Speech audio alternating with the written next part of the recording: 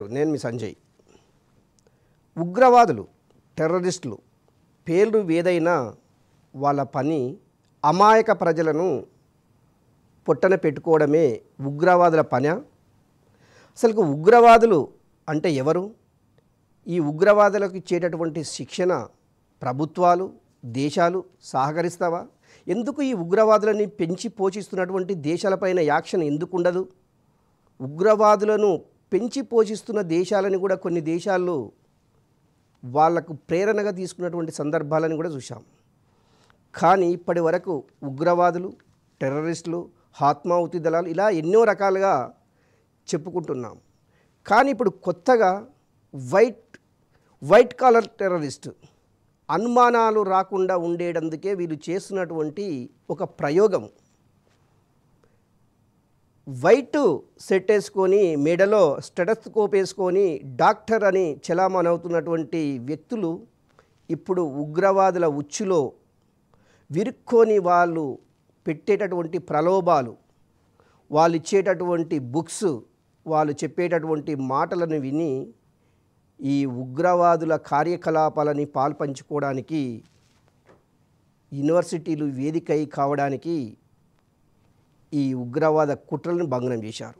కానీ మనం ఇక్కడ చెప్పుకోవాల్సింది ఒక్కటి ఉంది.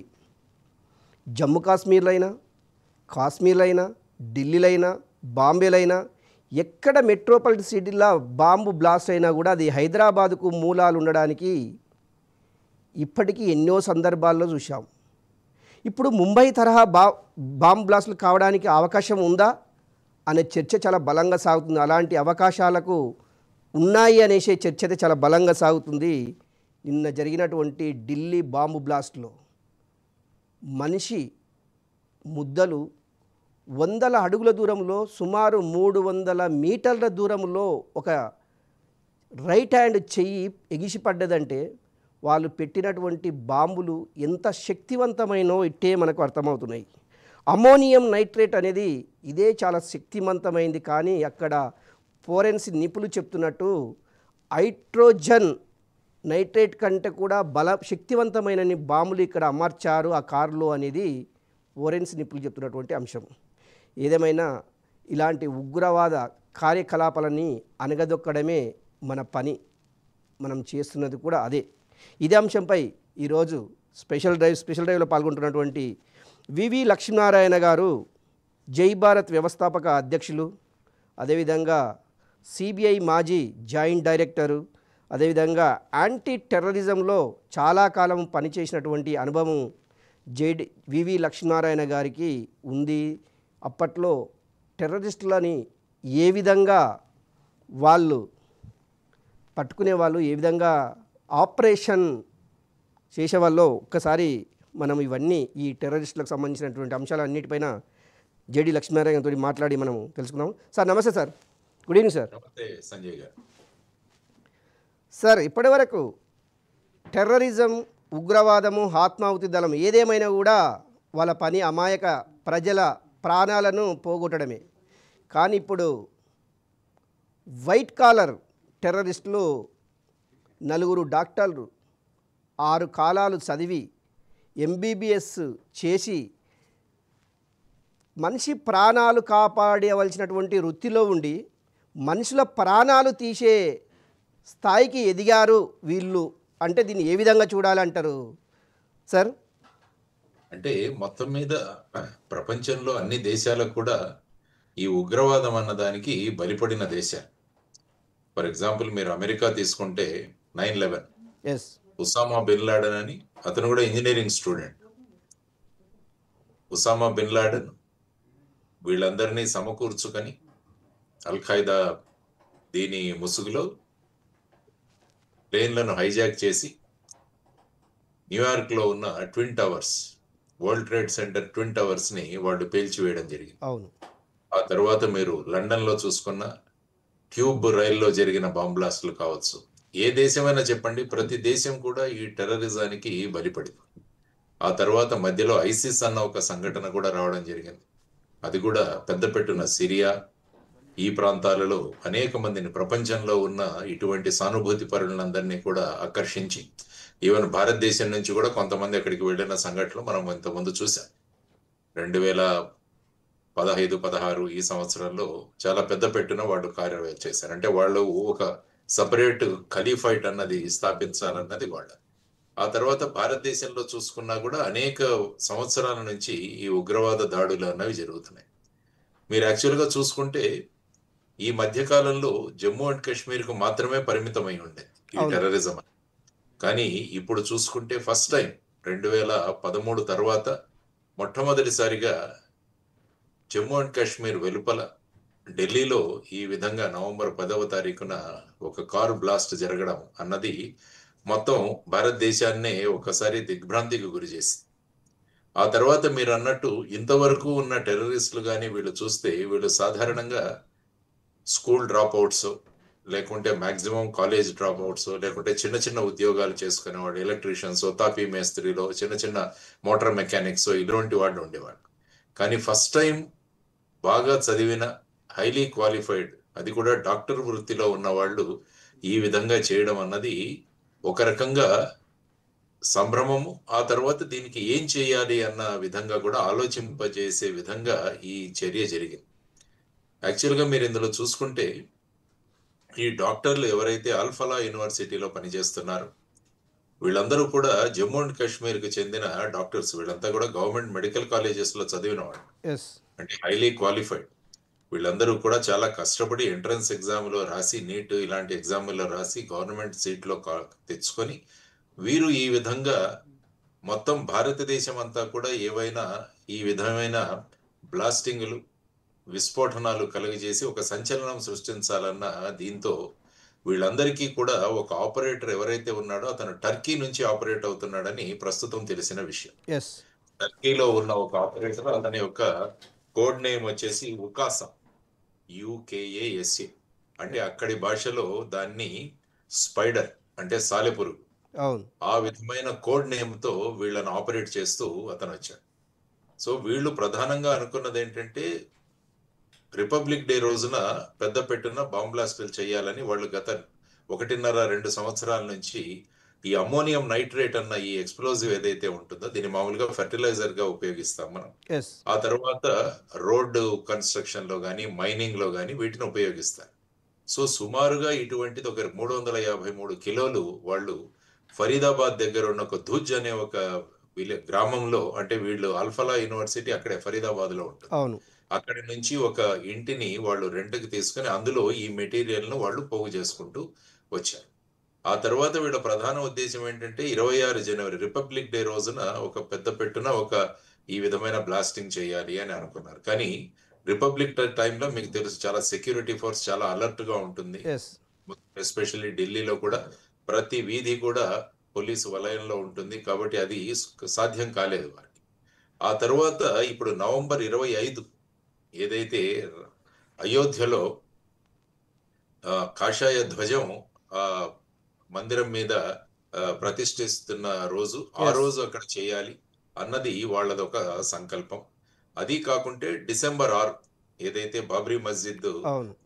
1992లో ఆ విధమైన కాబట్టి అదే రోజు నిరసనగా అనేక చోట్ల దేశంలో ఈ విధమైన పేలుళ్ళు తీసుకురావాలన్నది వాళ్ళ ఆలోచనలు ఈ విధంగా ఉన్నాయి. అంటే ఇటువంటి బాగా చదివిన వ్యక్తులు వాళ్ళ ఐడియాలజీ ఏంటి, వాళ్ళని ఎవరు మోటివేట్ చేశారు, వాళ్ళు ఈ విధంగా బ్రెయిన్ వాష్ గురి అవ్వడానికి కారణం ఏంటి, ఇది కూడా మనం ఆలోచించాలి. వీళ్ళందరూ చెబుతున్న ఇన్వెస్టిగేషన్లో ఇప్పటి వరకు తేలిన అంశాలు పేపర్లో వచ్చిన వాటిలో చూస్తే వీళ్ళందరూ కూడా ఆన్లైన్లో ఉన్న మెటీరియల్ ఏదైతే ఉందో వాటిని చదువుతారట. ఓకే. అంటే మన సోషల్ మీడియాలో కానీ ఈ ఇంటర్నెట్ ద్వారా వచ్చే అనేక విషయాలు వీళ్ళు ఆన్లైన్లో ఉండి, తర్వాత ఈ ఫోన్ల ద్వారా ఈ ఆపరేటర్ ఉకాసా ఎవరైతే ఉన్నారో టర్కీలో అతను ఈ విధమైన ఆపరేషన్ తర్వాత వీళ్ళు ఇది 2022వ సంవత్సరం నుంచి ఈ ప్లానింగ్ జరుగుతుంది. వీళ్ళందరూ కూడా టర్కీకి వెళ్ళొచ్చారట. ఓకే. నిన్న ఎవరైతే నవంబర్ 10వ తారీఖున అక్కడ చనిపోయాడో ఆ వ్యక్తి, ఆ డాక్టర్ ఎవరైతే ఉన్నాడో ఉమర్ నబీన్, అతను కూడా రీసెంట్ గా టర్కీకి వెళ్ళి వచ్చాడని మనకు తెలిసింది ఇప్పటి వరకు జరిగిన ఇన్వెస్టిగేషన్. సో ఈ విధంగా చూసుకుంటూ పోతుంటే వీళ్లను ప్రభావితం చేస్తున్న సంస్థలు టర్కీలో ఉన్న సంస్థల, లేకుంటే పాకిస్తాన్లో ఉన్న జైషే మహమ్మద్ కావచ్చు. ప్రస్తుతం ముఖ్యంగా ప్రధానంగా ఈ సందర్భంలో వెలికి వచ్చిన ఇంకొక టెర్రరిస్ట్ ఆర్గనైజేషన్ ఏదైతే ఉందో వాళ్ళు కూడా ఇందులో ఇన్వాల్వ్ అయి ఉన్నారా అన్నది మనం ప్రధానంగా చూడాల్సిన అంశం. దాని పేరు గద్వతుల్ హింద్. అన్సా గద్వతుల్ హింద్ ఈ సంస్థ కూడా వచ్చింది. యాక్చువల్గా మీరు ఇందులో చూస్తే వీళ్ళందరూ డాక్టర్లు. వీళ్ళ చర్యలను మొట్టమొదటిసారిగా కనిపెట్టిన ఎస్ఎస్పి కూడా డాక్టరే. ఎస్. ఆయన ముఖ్యంగా మన కర్నూలు జిల్లా చెందిన ఆ వ్యక్తి. ఆయన పేరు సందీప్ చక్రవర్తి. డాక్టర్ జీవి సందీప్ చక్రవర్తి. అతను శ్రీనగర్ ఎస్ఎస్పిగా పనిచేస్తున్నారు ఇప్పుడు కాశ్మీర్లో. సార్, ఈ పోస్టర్లు వచ్చాయి ఇక్కడ. జైషే మహమ్మద్ తర్వాత నేను చెప్పిన విధంగా ఈ గద్వతుల్ హింద్ ఏదైతే ఉందో, అన్సా గద్వతుల్ హింద్ ఏదైతే ఉందో, ఆ 2 పోస్టర్లు ఆ ప్రాంతంలో వచ్చాయి. ఇక్కడ నవేగావ్ అని శ్రీనగర్ బార్డర్ లో ఉంటుంది గ్రామం. ఎస్. కానీ సాధారణంగా ఈ పోస్టర్లు ఆపరేషన్ సింధూర్ తర్వాత ఈ పోస్టర్లు రావడం చాలా ఆశ్చర్యానికి గురి చేసింది అతను. సాధారణంగా జమ్మూ అండ్ కాశ్మీర్ వ్యాలీలో ఇటువంటి పోస్టర్స్ పెడుతూనే ఉంటారు. కానీ డాక్టర్ సందీప్ చక్రవర్తి ఎస్ఎస్పి శ్రీనగర్ దాన్ని చాలా సీరియస్ గా తీసుకున్నాడు. ఎవరు ఈ పోస్టర్లను ఈ విధంగా చేశారని, ఇది యాక్చువల్గా 19 అక్టోబర్లో జరిగిన విషయం. సార్, ఆ పోస్టర్ల వెనకాల ఎవరున్నారని చెప్పి ఇన్వెస్టిగేషన్ చేసి ఇంట్రాగేషన్ చేస్తే అందులో 3 వ్యక్తులు తేరారు అక్కడ. వాళ్ళను ఓవర్ గ్రౌండ్ వర్కర్స్ అంటారు టెర్రరిస్ట్ భాషలో. అంటే మన ఈ ఫ్రంట్ ఆర్గనైజేషన్స్ లేకుంటే వాళ్ళకు సపోర్ట్ చేసేవాళ్ళు, సపోర్టర్స్. వీళ్ళను 3 అరెస్ట్ చేస్తే మళ్ళా వాళ్ళని ఇంట్రాగేట్ చేసిన తర్వాత ఒక వారం తర్వాత 27/10 ఇంకొక 2 అరెస్ట్ చేశారు. అందులో ఒకతను షోపియాన్ అని, జమ్మూ అండ్ కాశ్మీర్లో షోపియాన్లో ఒక మస్జిద్లో ఇతను మౌలానాగా పనిచేస్తున్నాడు.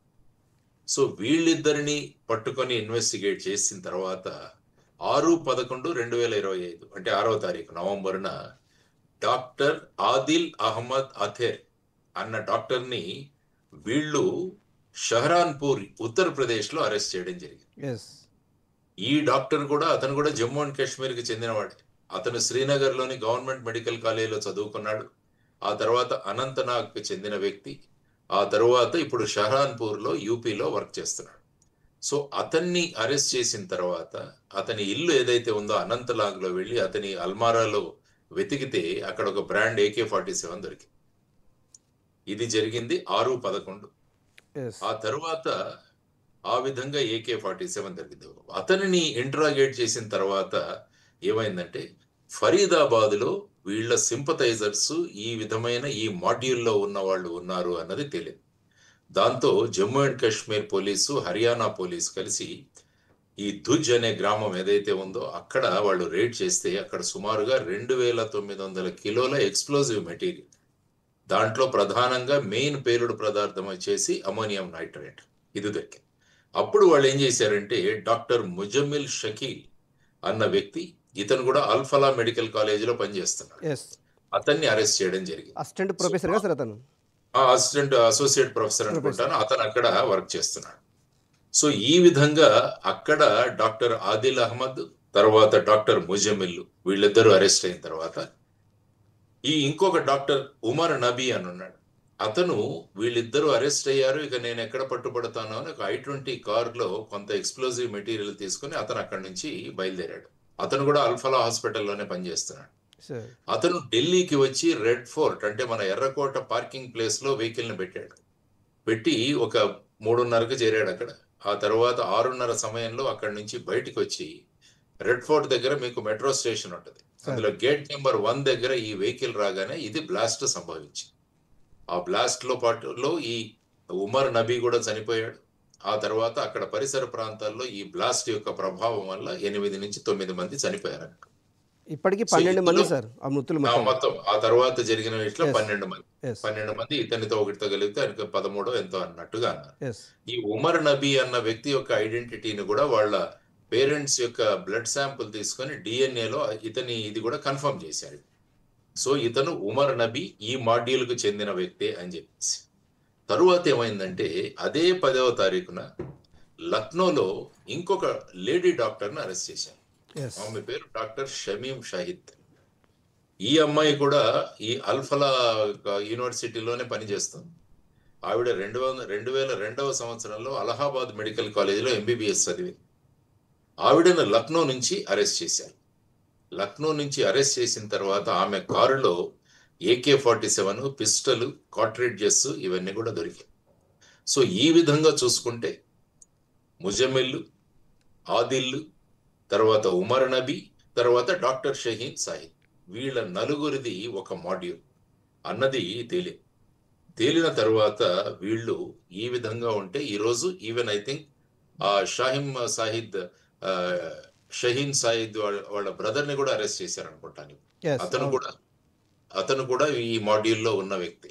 ఆ తర్వాత అనేక ప్రాంతాల్లో ఇప్పుడు చర్చలు జరుగుతున్నాయి. యూపీ, గుజరాత్, తర్వాత ఈరోజు హైదరాబాద్ లో కూడా చర్చలు జరుగుతున్నాయి. జమ్మూ అండ్ కాశ్మీర్ లో పెద్ద పెట్టున ఈ సోదాలన్నీ జరుగుతున్నాయి.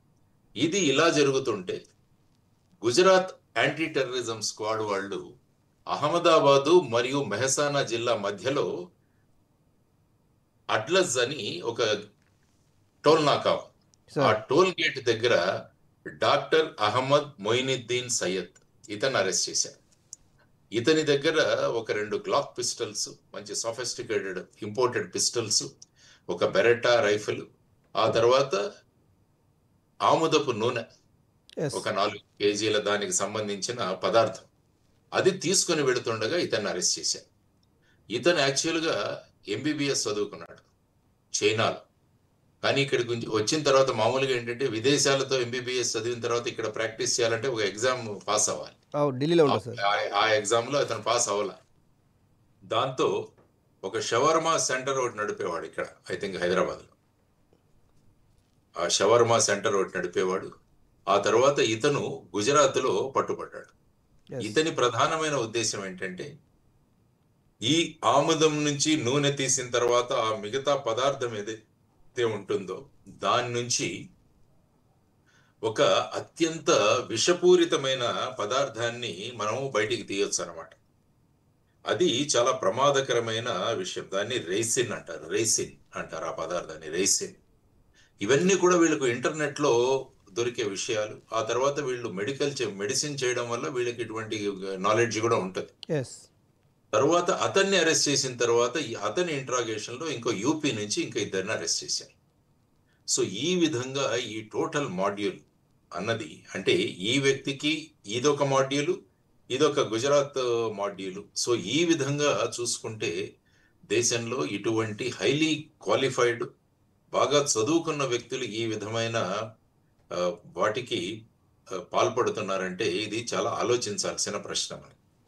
సార్ ఆ తర్వాత చెప్పండి సార్. కొద్దిసేపటి క్రితము పంజాబ్లో సుమారు 10 మంది నిందితులని, అంటే అక్కడ ఉగ్రవాదుల భగ్నము, అంటే వాళ్ళు చేసినటువంటి కుట్రను కూడా భగ్నం చేసిన పంజాబ్ పోలీసులు. ఒక 1 అవర్ ముందు ఇది. అంటే ఇది ఓన్లీ ఢిల్లీ, హైదరాబాదు, బాంబే కాదు సార్, ఇది దేశవ్యాప్తంగా ఇది ఒక సంచలనంగా రేపాలి. ఎప్పుడైతే మీరు అన్నట్టు జైషీ మహమ్మద్ కుటుంబాన్ని అప్పుడు ఆపరేషన్ సింధూర్లో వాళ్ళ కుటుంబాలన్నీ నాశనం చేయడము, వాటికి ప్రతీకార చర్య మనం అనుకోవచ్చా సార్? డెఫినెట్గా. ఎందుకంటే మౌలానా మసూద్ అజర్ వాళ్ళ కుటుంబాన్ని మొత్తం ఆ ఆపరేషన్ సింధూర్లో లేపేయడం జరిగింది. సో దానివల్ల దానికి మేము రివెంజ్ తీసుకుంటాం, ప్రతీకారం తీసుకుంటున్నామని ఆ రోజు మనకు టీవీలో వాళ్ళు చూపించిన లైవ్ లో మనం చూసాం అందరం. సో ఆ విధంగా తర్వాత పాకిస్తాన్ కూడా పెద్ద పెట్టున ఆపరేషన్ సింధూర్లో వాళ్ళ స్థావరాలు, అంటే ఈ టెర్రరిస్ట్ స్థావరాలు, దాంతో వాళ్ళ స్ట్రాటజిక్ స్థావరాలు, మిలిటరీ బేసిస్, వీటన్నింటినీ కూడా వాటి మీద దాడులు చేయడం జరిగింది, వాటిని నిర్వీర్యం చేయడం జరిగింది. ఆ తర్వాత వాళ్ళ ఫైటర్ ప్లేన్స్ ను కూడా కిందికి సుమారుగా 6 ప్లేన్స్ ని కిందికి తీసుకురావడం జరిగింది. ఇది కూడా ట్రంప్ కూడా మొన్న ఒక చోట మాట్లాడుతూ అన్నారు. ఆ తర్వాత మన ఎయిర్ చీఫ్ మార్షల్ కూడా మాట్లాడారు, అర్జన్ సింగ్ గారు. సో ఈ విధమైన పరిస్థితులలో ఏం చేయాలి అని టోటల్గా పాకిస్తాన్ యొక్క ISI, పాకిస్తాన్ మిలిటరీ, ఆ తర్వాత అక్కడ ఉన్న ఈ ఉగ్రవాద సంస్థలు జైషే మహమ్మద్ కావచ్చు, ఇవన్నీ కూడా ఏమన్నా చెయ్యాలి అని చూస్తుండగా, యాక్చువల్గా మీరు ఈ టెర్రరిస్ట్ యాక్ట్ వీళ్ళు చేసింది చూస్తే వీళ్ళది 2022 నుంచే మొదలైంది టర్కీ ఆపరేషన్. అంటే ఈ ఆపరేషన్ సింధూర్ కన్నా ముందే ఇవన్నీ కూడా మొదలయ్యాయి. సో ఇప్పుడు ప్రధానంగా మనం చూడాల్సిన అంశం ఏంటంటే మీరు అన్నట్టు పంజాబ్లో ఉన్న వీటిలన్నింటినీ ఏమంటారంటే స్లీపర్ సెల్స్ అంటాం వీటిని మనం మామూలుగా ఈ యాంటీ టెర్రరిజం పరిభాషలో టెర్రరిజం పరిభాషలో సార్. స్లీపర్ సెల్స్ అంటే ఈ బయటికి తీసుకువెళ్ళి ట్రైనింగ్ ఇచ్చి వాళ్ళందరినీ కూడా స్లీపర్ సెల్స్ అంటే మీరు నిద్రా వ్యవస్థలో ఉండండి, ఆ పొజిషన్లో ఉండండి, మేము సిగ్నల్ ఇచ్చినప్పుడు మీరు యాక్టివేట్ అవ్వండి అన్న వాటిని స్లీపర్ సెల్స్ అంటారు. సార్ సో సార్ ఇటువంటి సెల్స్ మీరు అన్నట్టు ఇప్పుడు పంజాబ్లో బస్ చేశారని విన్నాం. సో అవును ఇటువంటి సెల్స్ మొత్తం భారతదేశంలోనే ఉన్నాయన్నది మనందరికీ ముందు నుంచి కూడా మనకు తెలుసు. సో ఇప్పుడు ప్రధానంగా ఈ స్లీపర్ సెల్స్ అన్న వాటిని మనం బయటికి తీసి ఈ స్లీపర్ సెల్స్ లో ఉన్న వాళ్ళ మీద ఆ, తీవ్రమైన మరియు అత్యంత కఠినమైన చర్యలు తీసుకోవడం అన్నది చాలా ప్రధానమైన కర్తవ్యం. ఎందుకంటే వీళ్ళందరూ కూడా సార్, ఒక విషయం సార్, ఇక్కడ మనం Yeah. ఇప్పటి వరకు పాకిస్తాన్ నుంచే మనకు ప్రమాదం ఉంది. ప్రమాదం మీన్స్ ఏంటంటే టెర్రరిస్టులు, ఉగ్రవాదులు అక్కడి నుండే మనకు జమ్మూ కాశ్మీర్లో చొరబడి అక్కడ నుంచి రాష్ట్రాలకు, ఢిల్లీ ఇతర ప్రాంతాలకు వెళ్ళేటటువంటి ప్రమాదం ఉంది అనేసి అక్కడ గట్టి నిఘా ఉంటుంది. కానీ ఇప్పుడు టర్కీ ఇందులో ఇన్వాల్వ్మెంటు కావడం చూస్తున్నాం. ఎందుకంటే మన ఆపరేషన్ సింధూరు తర్వాత టర్కీ ఇన్వాల్వ్మెంట్ ఎక్కువ కనిపిస్తుంది. ఎందుకంటే ఇంతకుముందు ఆ డాక్టర్ కూడా టర్కీ వెళ్ళొచ్చాడు అనేసి కూడా మనం డిస్కషన్ చేసుకున్నాం. కానీ ఎందుకు టర్కీ ఇంతలా ఉగ్రవాదులను ప్రేరేపిస్తుంది అంటే ఏం చెప్తారు సార్? టర్కీలో ముఖ్యంగా మీరు చూస్తే ఆపరేషన్ సింధూర్లో మీరు చెప్పినట్టు పాకిస్తాన్కి సప్లై చేసిన డ్రోన్స్ అన్ని కూడా టర్కీ నుంచి వచ్చినవి. తరువాత పాకిస్తాన్కి ఓపెన్ గా సపోర్ట్ చేసిన దేశం టర్కీ ఈ ఎస్ ఆపరేషన్ సింధూర్ జరుగుతున్న సమయంలో. అంటే ఇప్పుడు ఏమవుతుందంటే అక్కడ ఎర్డోగాన్ అని అక్కడ ప్రెసిడెంట్ కావచ్చు, ఆ తర్వాత అక్కడ టర్కీని మళ్ళా ఒక స్థావరంగా చేయాలన్నది ఒకటి. మీరు యాక్చువల్గా హిస్టరీ చూసుకున్నా కూడా టర్కీ అన్నది చాలా ప్రధానమైన దేశంగా ఉండింది.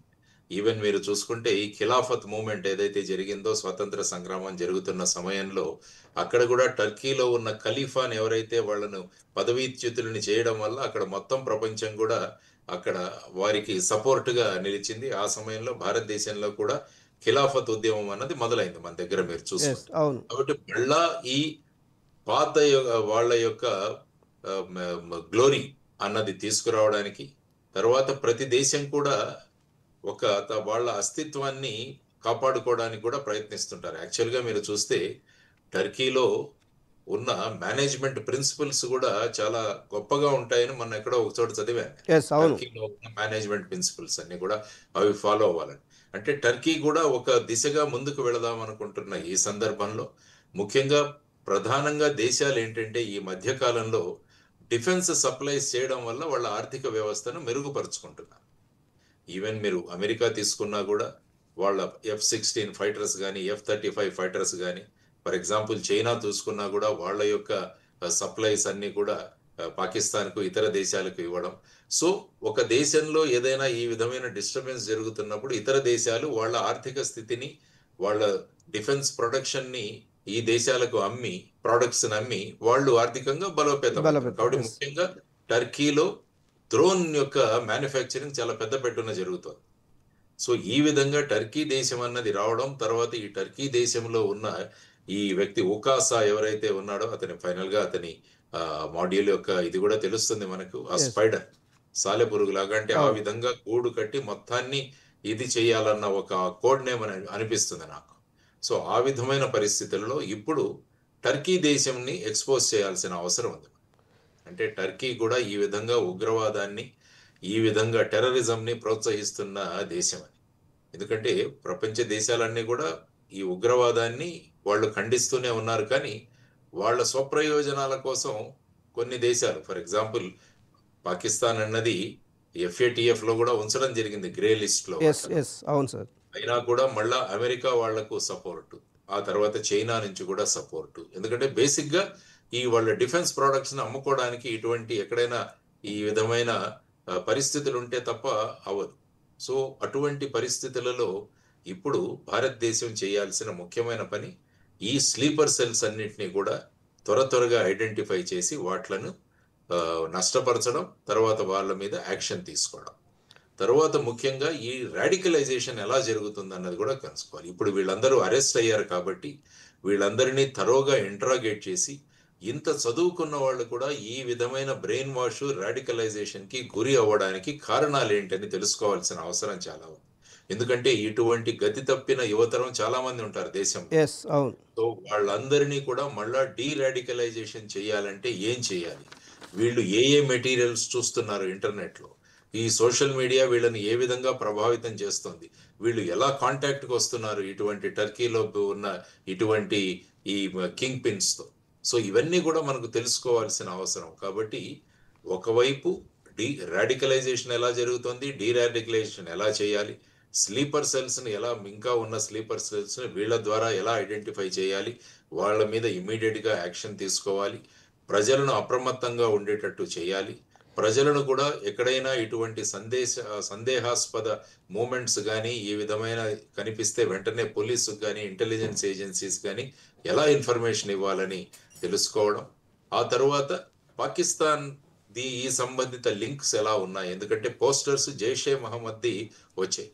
సో ఈ జైషే మహమ్మద్ పోస్టర్స్ ఎలా వచ్చాయి ఆ ప్రాంతంలో అన్నది, తర్వాత పాకిస్తాన్‌లో ఉన్న ఈ లింక్స్ ఎక్కడున్నాయి? వీటిని గురించి కూడా మనం శోధించాల్సిన అవసరం ఉంది. ఆ తర్వాత ఇంతకు ముందే చెప్పారు ప్రధాని మోడీ గారు మొన్న భూటాన్ వెళ్ళినప్పుడు అక్కడి నుంచి మాట్లాడారు ఆయన అవును. థింపూ నుంచి. ఆయన స్పష్టంగా చేశారు. ఈ చర్యలలో పాల్గొన్న వారికి, వారి వెనకాల ఉన్న వారికి వాళ్ళందరినీ కూడా మేము నిలబెడతాం. They will be brought to justice అని చెప్పారు ఆయన స్పష్టంగా. సో సరే. ఇప్పుడు ఆపరేషన్ సింధూర్ మనం నిలుపుదల చేసాం. అంతే. ఆపరేషన్ సింధూర్‌ని పూర్తిగా క్లోజ్ చేయలేదు. ఇది స్పష్టంగా తెలుసు. యెస్. సో ఆపరేషన్ సింధూర్‌ని మళ్ళా కొనసాగించాలా? మరి టర్కీ మీద ఏ విధంగా మనం ప్రభావం చేయాలి? ఇదంతా కూడా హై లెవెల్‌లో క్యాబినెట్ కమిటీ ఆన్ ఈ మిలిటరీ అఫైర్స్ ఇవన్నీ కూడా వాళ్ళు చర్చిస్తున్నారు. దాని విధంగా ఏ విధమైన చర్యలు తీసుకోవాలన్నది కూడా వాళ్ళ పరిధిలో ఉంటుంది. ఆ విధంగా ఆలోచిస్తున్నారు. సార్, ఇక్కడ రకరకాల సందేహాలు సార్. ఒకటి, ఢిల్లీ బాంబ్ బ్లాస్ట్ తర్వాత అన్ని ప్రాంతాలలో, మెట్రోపాలిటన్ సిటీలో ఉన్నటువంటి అన్ని ప్రాంతాలలో తనిఖీలు ముమ్మరం చేశారు. కానీ ఇలాంటి తనిఖీలు ముమ్మరము కంటిన్యూ ఉంటే ఇలాంటి ప్రమాదాలు జరగకుండా ఉండొచ్చు అనేది ఒకటి అయితే, ప్రమాదాలు జరిగిన తర్వాత ప్రభుత్వాలు కావచ్చు, అధికారులు కావచ్చు అలర్ట్ అవుతున్నారు. ఇలాంటి చర్య వల్ల అమాయక ప్రాణాలు పోయిన తర్వాత ఏమంటాము, ఒక సామెత ఉంటుంది సార్, చేతులు కాలిన తర్వాత ఆకులు పట్టుకుంటే ప్రయోజనం ఏముంటుంది? అలానే జరిగింది సార్. ఇప్పుడు రాష్ట్ర ప్రభుత్వాలు కావచ్చు, కేంద్ర ప్రభుత్వాలు కావచ్చు. అందుకనే ఏమంటారంటే లివ్ డేంజరస్లీ అంటారు. అంటే ఏదైనా జరగవచ్చు అన్న ఒకటి మనం మనసులో ఉంటే చాలా జాగ్రత్తగా ఉంటాం. సో ఆ విధంగా సెక్యూరిటీ ఏజెన్సీస్ కావచ్చు, ఇంటెలిజెన్స్ ఏజెన్సీస్ కావచ్చు, మీరు అన్నట్టు రౌండ్ ది క్లాక్ అలర్ట్గా ఉండాలి. ఎందుకంటే ఇటువంటి పరిస్థితులు జరిగే అవకాశం ఉంది కాబట్టి. ఆ తర్వాత ప్రజలను కూడా మనం గైడ్ చేయగలగాలి. అంటే ఏ విధంగా మీరు ఇటువంటి విషయాలు జరుగుతున్నప్పుడు మీరు ఏ విధంగా ఫైండ్ అవుట్ చేయాలి. తరువాత ఈ ఉగ్రవాద చర్యలకు పాల్పడుతున్న వాళ్ళందరూ కూడా ఎనీ పర్టికులర్ సెక్ట్‌కి చెందిన వాళ్ళ అన్నది కూడా మనం చూడాలి. అంటే ఒక పర్టికులర్ గ్రూప్‌కి చెందిన వాళ్ళ అన్నది కూడా మనం చూడగలగాలి. ఆ తర్వాత ఏంటంటే వీళ్ళను ఈ విధమైన రాడికలైజేషన్ ఎలా జరుగుతోంది అన్నది. ఎందుకంటే దీన్ని వెంటనే ఆపగలగాలి మనం. లేకుంటే ఏమవుతుందంటే యువతరం అత్యధిక సంఖ్యలో ఉన్నది భారతదేశంలో. కానీ చాలా మంది యువతరానికి ఉద్యోగాలు లేవు. సో ఇటువంటి వాళ్ళు తేలికగా ఈ రాడికలైజేషన్‌కి గురి అవుతారు. ఈవెన్ మనం నక్సలిజంలో కూడా చూసాం. చాలా మంది బాగా చదువుకున్న వాళ్ళే ఉన్నారు నక్సల్ లీడర్స్ మీరు చూసుకుంటే ముఖ్యంగా. అవును. అటు కొండపల్లి సీతారామయ్య కావచ్చు, ఆ తర్వాత ఇప్పుడు మొన్న పట్టుబడిన భూపతి కావచ్చు, మొన్న చనిపోయిన బసవరాజు అలియాస్ నంబాల కేశవరావు కావచ్చు. నంబాల కేశవరావు ఆర్ఈసీ వరంగల్‌లో student mechanical engineering or civil engineering అనుకుంటాను. అవును. వీళ్ళంతా కూడా హైలీ ఎడ్యుకేటెడ్. కాబట్టి ఈ హైలీ ఎడ్యుకేటెడ్ వాళ్ళు ఈ ఐడియాలజీని ఎలా పట్టుకుంటున్నారు? ఏ ఫ్యాక్టర్స్ వల్ల ఈ ఐడియాలజీలో వీళ్ళు కన్విన్స్ అవుతే ఆ సమయంలో వీళ్ళ బ్రెయిన్ వాషింగ్, రాడికలైజేషన్ ఎలా జరుగుతుందన్నది కూడా చూడాల్సిన ప్రధానమైన అంశం. తర్వాత యువతరానికి వాళ్ళను ఉద్యోగాల్లో ఎలా తీసుకురావాలన్నది కూడా మనం ఆలోచించాల్సిన విషయం.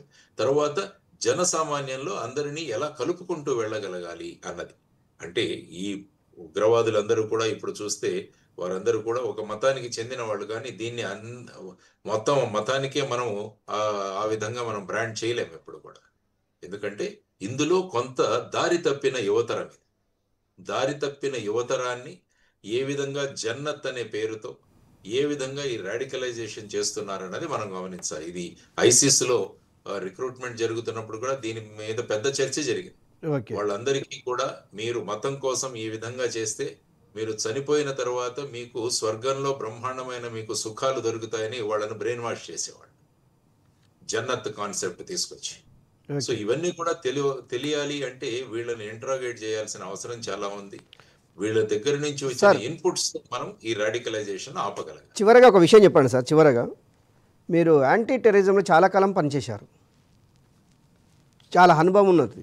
అప్పటి టెర్రరిజానికి ఇప్పటి టెర్రరిజానికి ఏం తేడా, ఎలాంటి తేడాలు గమనించారు సార్ మీరు? యాక్చువల్గా మీరు చూసుకుంటే ఆ కాలంలో భారతదేశంలో గమనిస్తే అనేక రాష్ట్రాలలో అనేక ప్రాంతాల్లో బాంబ్ బ్లాస్ట్లు జరిగేవి. మీరు చూసుకుంటే అటు ఢిల్లీలో కావచ్చు, లేకుంటే వారణాసిలో జరిగాయి, ముంబైలో ట్రైన్స్ లో జరిగాయి. ఆ తర్వాత హైదరాబాద్ తీసుకుంటే గోకుల్ చాట్ కావచ్చు, లుంబిని పార్క్ కావచ్చు, దిల్సుఖ్ నగర్ కావచ్చు, జామా మస్జిద్ కావచ్చు, ఇటువంటి ప్రాంతాల్లో కూడా జరిగాయి. తర్వాత మహారాష్ట్రలో చూసుకుంటే మాలేగావ్, తర్వాత వచ్చేసి ముంబై, ఇక్కడ కూడా మీకు బాంబ్ బ్లాస్ట్లన్నీ కూడా జరిగాయి. సో ఈ పరిస్థితులు మనం గమనిస్తుంటే 2013 తర్వాత ఈ బాంబ్ బ్లాస్ట్లు, తర్వాత ఈ టెర్రరిజం అన్నది కేవలం జమ్మూ అండ్ కాశ్మీర్కి మాత్రమే పరిమితమైంది. అక్కడ కూడా జరిగాయి సంఘటనలు, ఊరి కావచ్చు, లేకుంటే మీకు పఠాన్కోట్ ఇన్సిడెంట్ కావచ్చు, లేకుంటే పుల్వామా కావచ్చు, ఆ తర్వాత పెహల్గావ్ కావచ్చు. ఇవన్నీ కూడా కేవలం జమ్మూ అండ్ కాశ్మీర్, ముఖ్యంగా కాశ్మీర్ వ్యాలీకి సంబంధించినవి ఉన్నాయి. ఇది 2013 తర్వాత మొట్టమొదటిసారి స్టేట్ క్యాపిటల్లో ఈ విధంగా జరగడం. Okay sir, thank you sir, time up sir. Parliament attack జరిగింది కాబట్టి వీటన్నిటినీ కూడా పరిశీలించి ఈ కొత్త పోకడ ఏదైతే వస్తుందో దాన్ని మనం ఆదిలోనే మనం నివారించగలగాలి అన్నది చాలా ముఖ్యమైన అంశం. ఓకే, థ్యాంక్ యూ, ధన్యవాదాలు సార్. Thank you sir. ఇది ఇప్పటివరకు ఉన్నటువంటి స్పెషల్ డ్రైవ్. మరో డ్రైవ్తో మళ్ళీ కలుద్దాం.